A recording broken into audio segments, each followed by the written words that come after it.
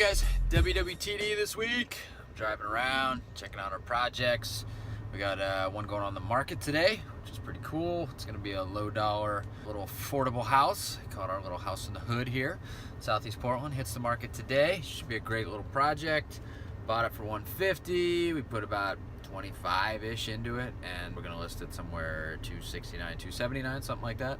So should be a nice little payday for the price point, that's for sure. And we got it turned around pretty quick. Hey, what I want to talk about today is I had a really cool interview this morning with a friend of mine. I will call him a friend. I've known him for a while. He's also a DFA member, and he's got an amazing story. And so this Friday, we're putting out the interview with him. So if you guys obviously listen to the show, make sure to listen to this Friday show. It's a great show, great story. The progress that he's made since joining the DFA and just in general with his real estate investing career has been phenomenal. It's one of those stories that those of you that want to see that this is possible for anybody, it's a great story to listen to and hear what he has to say. But the point is I want to talk about something that he reminded me that I said a while ago in our interview, and it is a good point. It's a very good point, and it's something that fortunately he listened to, and it really made an impact with him, and hopefully it makes an impact with a lot of you guys as well. There's this commercial that's on right now, and I don't know if you guys have seen it. For those of you that actually watch real TV, I know it's a strange thing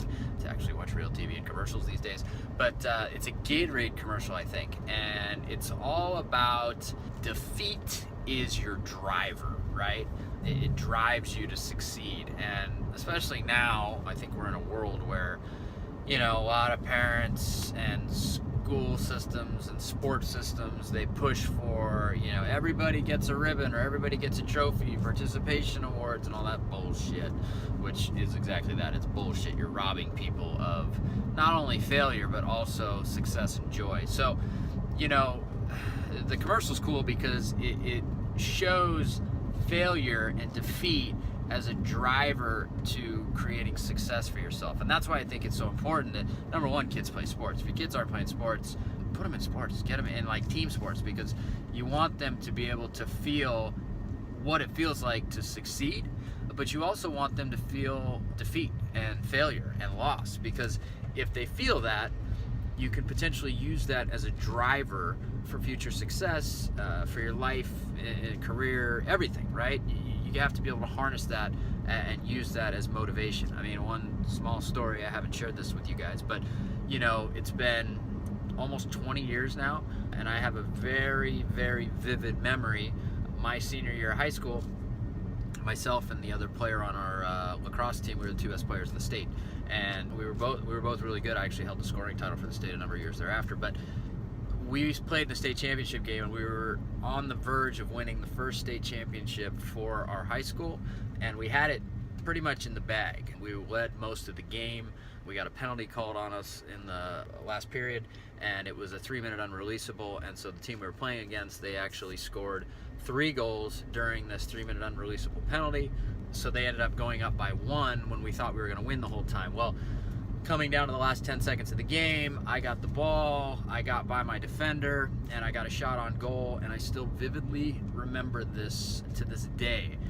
I took the shot, I beat the goalie's stick, but it grazed the top of his helmet, and it bounced over the cage, and time expired, and we lost the state championship. But, I think back now, and I think about, what if, I'd made that and we gone on to win. I know I'm telling like a Napoleon Dynamite story here. Like back in the day, I used to be able to throw the football over the mountains, right? But I think about it often because it's something that still eats at me to this day. It's almost 20 years ago, and this memory eats at me. But now with perspective, I think having that defeat, having that memory, even though it's not a great one, it's really made me hungry to do a lot of things in life.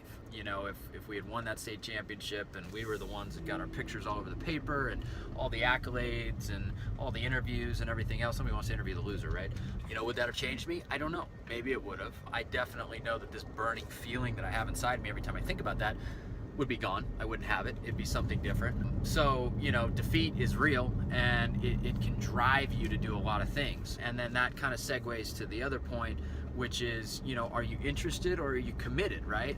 And I think people that don't harness defeat and use that to be committed to success in whatever they're doing, I just feel like that's an important tool, and you really need to use defeat and harness that to be absolutely committed to something and not just interested in it. And the interview on Friday is a real good point of that. He had some struggles at the beginning, but he used that defeat at the beginning as motivation to succeed. And he just continued forward, and he stayed committed to the business. And in staying committed to the business, he ultimately has had a ton of success. So bottom line is this, I think that utilizing or framing your defeats in a way that make you motivated to succeed is a good thing. Obviously defeat sucks, sometimes more than others, but use that to motivate yourself to be truly committed to whatever it is you're doing and not just interested in it. And if you do that, you should have a lot of success both in life and in business. So that's this week's WWTD, a little higher level mindset stuff, but it's very important as well, and we talk about it a lot more in this week's episode. So make sure to check that out on Friday. But as I always say, I may not walk on water, but I do walk on my own job sites. See you guys next week.